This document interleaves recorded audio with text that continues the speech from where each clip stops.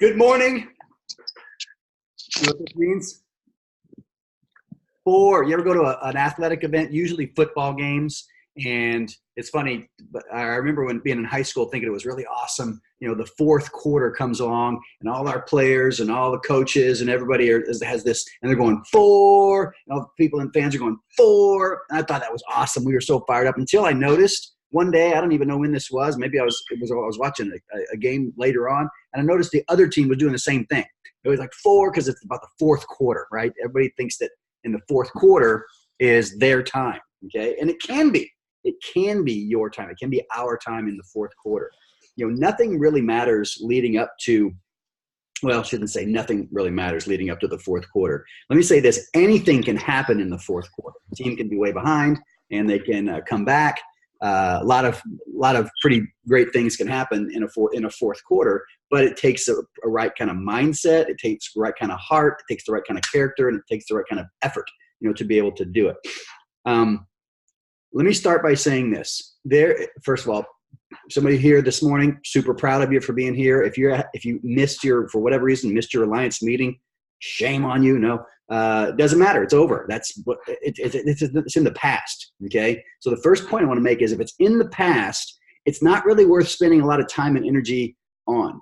I want you to think about back, 10 days ago, roughly 11 days ago, you were in an Alliance meeting, many of you, or you were making decisions about how you were going to treat this push period. You should have been making a decision back then of how you were going to treat today, okay? And up to this point, things have happened in the push period. You may be right on pace where you are. If you're in the minority, by the way, if you're on pace for your goal or you've already reached your goal, and I know there are people like that, you're the minority, okay? You have to decide, okay, what kind of person am I? If I'm at my goal or ahead of my goal, how do I finish, right? Do I continue to run as hard as I can to the finish line? Or do I say, hey, I've hit my goal, I'm going to hang out at the beach, right? And by the way, you can choose to do that. And that's not terrible. I'm super proud of you for hitting your goal, okay? But I would be more proud of you if you run to the finish line, right? Give it your all. That's what we signed up for, to be a part of the Alliance, okay? Be a part of this whole thing. But the majority of people are either slightly or a little bit behind their goal, or they're way behind on their goal, okay? That's the majority of people. That does not mean that they're not, or many of those people aren't going to actually go ahead and hit their goal anyway. It happens all the time that people hit these goals. So I've talked about a movie a long time ago, or many times, called The Gumball Rally. It's an old movie. Many of you guys have never seen it. I would recommend, by the way, going to see this. You can go to YouTube and find it, or you can find it on Vudu or whatever. And it is actually an entertaining movie from a long, long time ago. It's a Gumball Rally. Basically, it's about a cross-country race when it comes right down to it. And they call it the Gumball Rally, and everybody meets in New York, and they have a race to Los Angeles in cars. And it's just full of very funny things. However, there's one scene in this movie, one little line that is pretty funny, pretty awesome. And I'm going to show you this little video of this little clip. Okay, it is 18 seconds long. Don't blink. Don't blink.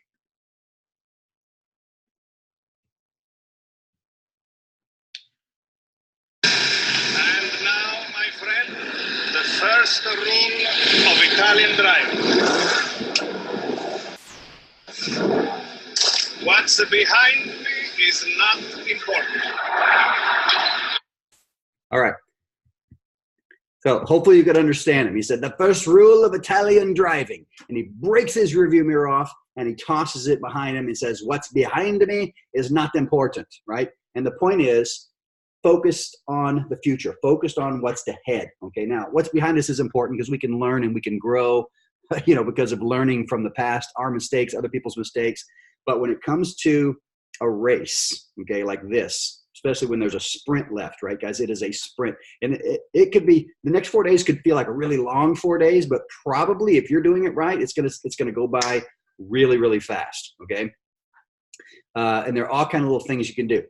I'm gonna give you one little tip right now, just something to keep in mind as you go through these next few days. If you go to do a demo, okay, or an appointment, and if you do the appointment and you don't have a demo filled in your slot that's right after that, you can do phone time, but that's not the best thing you could do. The best thing you could do is when you're getting introductions from that customer is ask them after they've written down who they've written down, say, hey, is there anybody you can think of? Or you say, Ms. Jones, I actually have a slot available for an appointment that I didn't get filled right now. Of course, in your beginning, you talked about how hard you're working and you're working your butt off and you've got this big goal and you've really shared with them.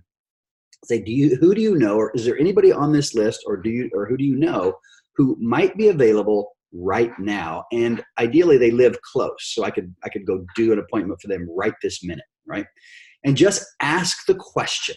Just ask the question every single time that you have that slot, because it's very possible that they have somebody, and they can walk you to a neighbor. And these are not only sales, a high percentage of the time, they're big sales, because they're going to take you to somebody who they feel like is a good prospect almost always. Okay. So that's just one tip there. Okay. If you go to a demo and they're not home, okay, don't just go home. Okay. At work, go to the office if you must to do phone time, or just get in your car and do phone time. But why not go to the neighbors? Okay. I know this is really outside of some people's comfort zone, and you're at their house there. You drove all the way there, knock on the neighbor's door and say, hey, do you know the Smiths who live there? Yeah, I had an appointment with Mary, and I don't know if you're close to them. Any idea where they might be? And you can work your way into an explanation of what you were trying to do for them, trying to earn a scholarship, and you had this time, and you're a little bit desperate to get an appointment done, and you might be able to do an appointment for the neighbor on either side or across the street. I know that's way outside of a lot of people's comfort zone, right? And it may be even a little bit intrusive, you may feel like, but here's the thing. That's what push periods are all about, expanding your comfort zone. Try it once, okay? I probably only did it like 3 times ever, okay? And it was freaking hard and scary as all get out, okay? One time, though, I did end up getting an appointment with someone. It wasn't even right then. I got them scheduled for a different time slot that I had available, right? But I know of people who have done it and done a demo right there for that neighbor, right? If you heard Hal Elrod's story about when he knocked on the door, someone came to the door, but it wasn't the person he was supposed to do a demo for. So he was getting ready to leave. This is a person visiting from Switzerland or Sweden or something. They were visiting from somewhere in Europe. They were just in the United States visiting friends, and their friends weren't there for the appointment. And this was one of the last demos of the last day of a push. He was getting ready to leave. He had somebody field training with him, another top rep in the company called his name is Adam Kerchek, still active in the business today. This happened, I don't know how many years ago. And Adam said, hey, I came to field train with you. Is that that's not the Hal Elrod I know. You're just going to give up? And Hal turns around and says, what, maybe you could help me, right? And he pitches trying to earn his, I don't know if it was scholarship or push period, whatever he was doing, shared the goal with the lady. And she says, I'll help you. I'll be willing to watch. And it sounds like it's going to be a waste of my time. She didn't even live here. Right? But it turned out she was actually in the United States to be able to do or go to some weddings or something. I might be butchering the story, but the sentiment is the same. And she ended up buying a huge order, multiple sets for these wedding gifts or something, and ended up, Hal was way behind on his goal, and that one demo put him up over his goal, or right close enough that he could do some phone orders to hit his goal, something like that. Okay. So what's behind you is not important. What's happened up to this point, what matters is how do you treat right now. Okay. I want to show you a video about comebacks. Okay. Comeback video. This is the greatest comeback video, one of them of all time. Let me prep it for you just a little bit. Okay. Ladies and gentlemen, a few years ago, there was a Super Bowl where the New England Patriots were playing the Atlanta Falcons. Okay. You may remember this. You may not remember this. You might not be a football fan, but here's the deal. I'm going to stop this video a couple of times and make a few key points. This is a video. It's called a mic'd up video, where they got microphones on some of the players throughout the game. And at one point in the third quarter, going into the fourth quarter, New England was down 28-3. Okay, 28-3. Now, no team ever has come back from a deficit like that in a Super Bowl. Rarely do people come back from that ever, much less in the Super Bowl, right? Two of the best teams, the two best teams supposedly in the world at that time. I was at the very. Hey, let's rock and load it. Okay, sorry, I started it at the wrong time. Okay, so here's the very beginning. This is only 2 minutes and 36 seconds. All right, so this is Mike Edelman, right? He's a receiver. And then the other person that's mic'd up on here is Tom Brady, who's the quarterback. Okay, you saw this is the beginning of the game. They're they're fired up, just like you were fired up at the beginning of the push. Hey, let's go now. We got our feet wet. We're going. 20 seconds.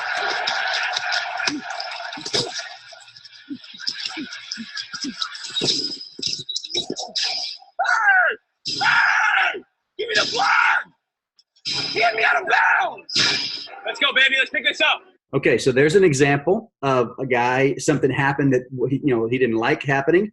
Got hit out of bounds, and he felt like he should have got a flag called. He got upset about it briefly, but he didn't sit there and yell at the ref for 5 minutes, right? He looked at him, said what he had to say, and then he went back. He went back to his huddle. Okay, that's the key point.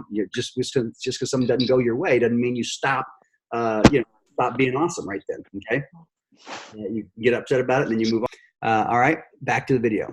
We got to. Hey, we're gonna come back, LT. We knew it was gonna be a battle. Hey, get him ready, Tom. Get him going. All right, I want to say this. Okay, we knew it was going to be a battle, right? We told you before the push period started that this could be the hardest 10 days or the hardest 16 days of your life, right? We tried to prepare you for that, right? Another thing I want you to notice, who's the ones that are talking? Who's the ones that are talking? Is it the coach? It's not the coach. It's the players, right? It's not up to your manager to get you motivated. It's not up to your manager to see whether or not everybody else gets fired up and sells, right? You need to recognize that you're a player on your Cutco team right now, and it's the players that motivate the other players far more. What happens in the next 4 days is not 100% dependent on your manager as nearly as much as it is dependent on the players, okay? The players that are doing the work, right? Doing it themselves, leading by example, but also encouraging and motivating. The rest of this video, I want you to pay attention to this, right? And you're going to see that they're going to be way behind, but they don't lose faith, right? And they don't lose energy, and they just it's just unbelievable the mindset that they have. Hey, no fear! No fear! Cut it loose! We got to get a touchdown here, boys. Let's go. Got to pick this up. Let's go. Let's go. Let's go!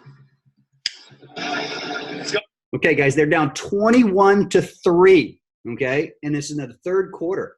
Once again, rarely do teams come back from something like this, right? The odds are completely stacked against them. But look at this guy's face right here. Look at the determination on this guy's face. What does your face look like after a no sale? What does it look like if you're $5,000 behind on your goal right now? What does your face look like? What are you saying? What are you saying to yourself? What's your motivation like? Baby. Gonna be a hell of a story. Hell yeah. Hey, get us a stop, baby. It's another one. Going to be a hell of a story. Right? I think about that all the time. I think about people who have really rough patches in their life or really rough patches in vector or during a push period. And I think, man, this is going to make for an awesome story. This is going to make for an awesome story. Somebody goes 0 for 5 in a day and goes back the next day and sells a double homemaker, a galley, and an ultimate set and has a $3,000 or $4,000 day, right? Those make great stories. Anything that happens that you push through, at the end of it, it's still going to make a great story. Even if you fall short of your goal, it still makes a great story because you kept running to the end. Get us a stop, baby. Let's go now. Let's start showing some fight. Come on now, let's go. Let's play harder. All right, so there they are. They were down 21-3, and they're getting fired up and they're getting motivated, and now they're down 28-3, right? It's like you get kicked in the stomach. You ever feel like you got kicked in the stomach in vector, right? Or something happened as a manager, you had something didn't work right in a training class or something like that, and it feels like you get kicked in the stomach. Well, these guys just got kicked in the stomach, but look at Tom Brady. Let's go now. We got to work harder. We got to play harder, right? That is the attitude of a champion. Got to play tougher, harder, tougher, everything. Everything we got. Hey. Let's go, boys. It's going to be a hell of a story. Let's go make them pay, fellas. Let's go make them pay. Only a 2-score game, right? Gotta believe, boys. Direct down to James White. What's up the middle? He's in for 2. Bam! Bam! Let's go. Let's go. Come on, boys. Let's go now. Got locked in now. Laser focus. Gotta believe, bro. Let's go. Gotta believe. Gotta believe, boys.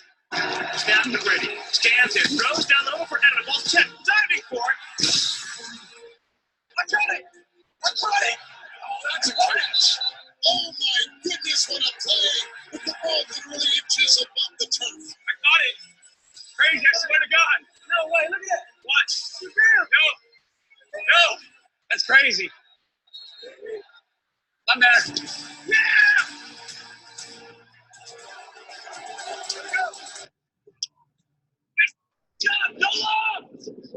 Let's go score and win this thing, baby. For your mom. For your mom, bro. Get over. No, you gotta review it. They reviewed it. Did they? Oh.